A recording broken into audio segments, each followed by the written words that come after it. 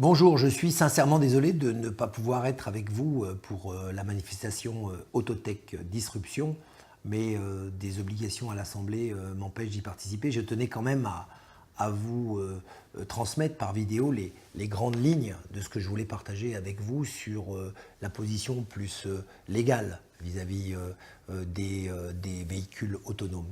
Je crois qu'il faut distinguer trois problématiques bien claires. La première, c'est une problématique de normes. Est-ce que nous devons légiférer sur les véhicules autonomes dès aujourd'hui? Nous avons préféré, notamment dans la loi Pacte, prendre la direction de l'expérimentation et de la favoriser. Parce que nous entrons quand même dans un domaine sur lequel l'expérience utilisateur, l'usage, va déterminer un certain nombre de règles et de contraintes. La deuxième observation, c'est qu'il n'y aura de développement véritable du véhicule autonome que quand les infrastructures le permettront. La 5G, avec toutes les questions qui sont posées en ce moment sur la dominance de certains acteurs en 5G, sur la cybersécurité que devons assurer sur ces technologies très avancées, et également, à côté de la 5G, tout ce qui est domaine du V2X, le véhicule à l'infrastructure, c'est-à-dire la réflexion sur comment nous allons mettre en place, sous quelles conditions, avec quels critères, des installations qui vont communiquer avec les véhicules, car on parlera bien de systèmes cyberphysiques. Il ne s'agit pas de regarder le véhicule autonome comme une technologie isolée, il s'agit de comprendre qu'on révolutionne, notamment en milieu urbain, mais bientôt, et j'espère au-delà, on révolutionne la manière de consommer de la mobilité, si je peux m'exprimer ainsi, et ça nous amène à notre troisième point, un point clé de transition technologique sur le changement du modèle économique de la voiture qui traditionnellement était une délégation de propriété. On faisait une acquisition de véhicules et qui va aller plutôt vers ce que je pourrais appeler un VAS, véhicule as a service,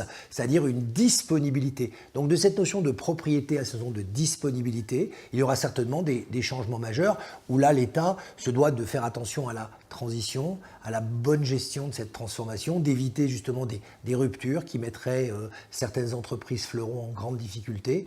Ça se fait par deux choses, les encourager à innover et d'entrer dans ces secteurs, à se poser des bonnes questions en anticipation et également contrôler secteur par secteur, par la loi, que ces transitions se font avec le moins de difficultés possibles, notamment sur les domaines de l'expertise et de l'emploi. Voilà les trois piliers, la norme, la réflexion sur les infrastructures et la nécessaire transformation du business model sont les trois piliers autour de laquelle l'Assemblée nationale et la loi en général devra juger. Et puis surtout derrière, il y a la créativité des entrepreneurs, le dynamisme et l'encouragement au dynamisme des idées. Je pense qu'il est temps d'arrêter de penser à un État stratège qui doit rentrer dans une granulométrie de l'innovation beaucoup trop fine en imposant notamment des espèces de plans et d'organisation.